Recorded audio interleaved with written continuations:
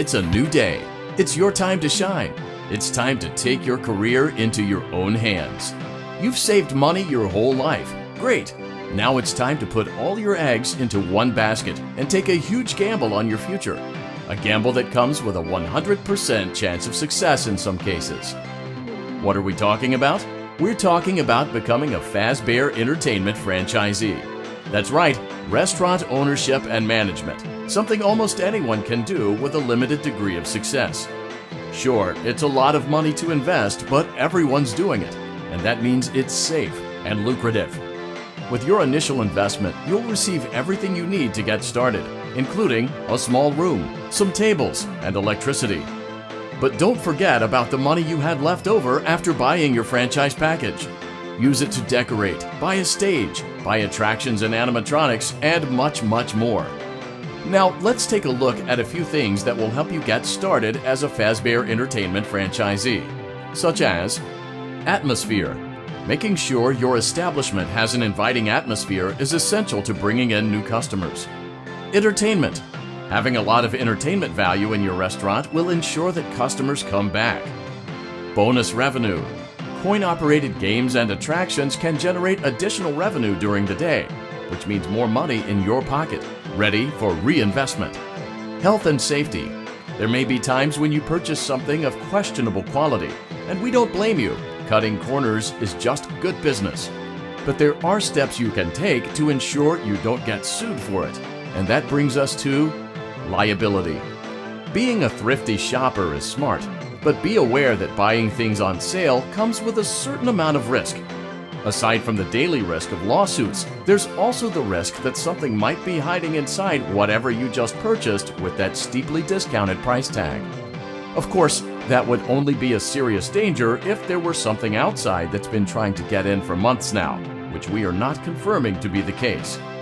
This concludes the amount of help we're legally obligated to provide. Remember, you are now the face of the newly rebranded Freddy Fazbear's Pizza. Wear that smile with pride and let's make some money. Fazbear Entertainment is not responsible for disappearance, death, or dismemberment.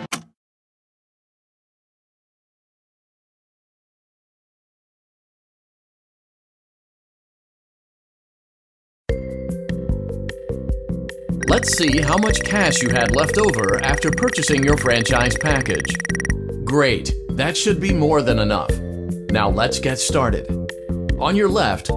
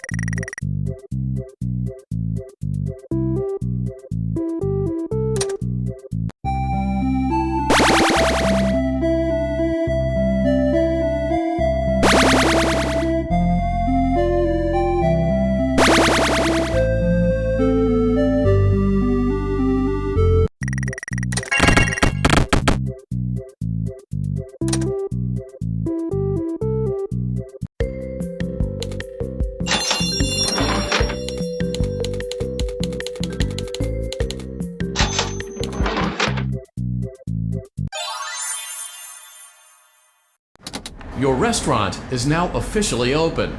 Awesome! That doesn't mean your job is finished, however. You have a lot of work to do while patrons eat their pizza in the other room. From your terminal, you have supplies to buy, papers to print, and repairs to make. Once you've taken care of all the items on your to-do list, you can log off for the day and get out of there. Money for supplies and repairs comes out of petty cash, so don't worry about it coming out of your pocket. We've got you covered. The only money you have to worry about is if you choose to upgrade any of the equipment in your office. Now, onto other matters. Something to be aware of is that the ventilation system and your terminal are pretty loud and may prevent you from hearing things in adjoining air vents. That won't be a problem if there is nothing in the vents.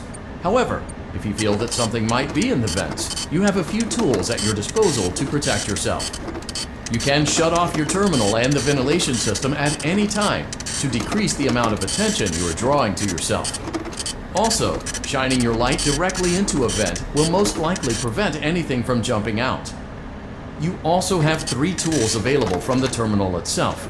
There is a motion detector, an audio decoy, and a secondary ventilation unit. Keep in mind, however, that you can only have one of these active at any given time. Now get to it. Simply log off when you've completed your tasks for the day, and you can go get some coffee.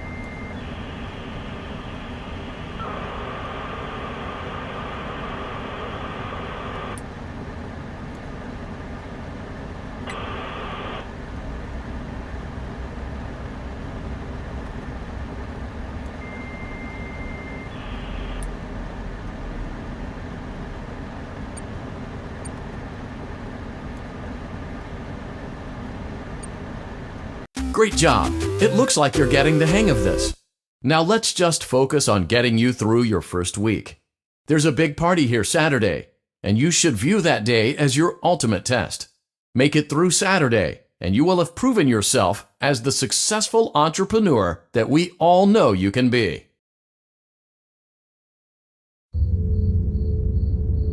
Congratulations on completing your first day. However, your job isn't over just yet.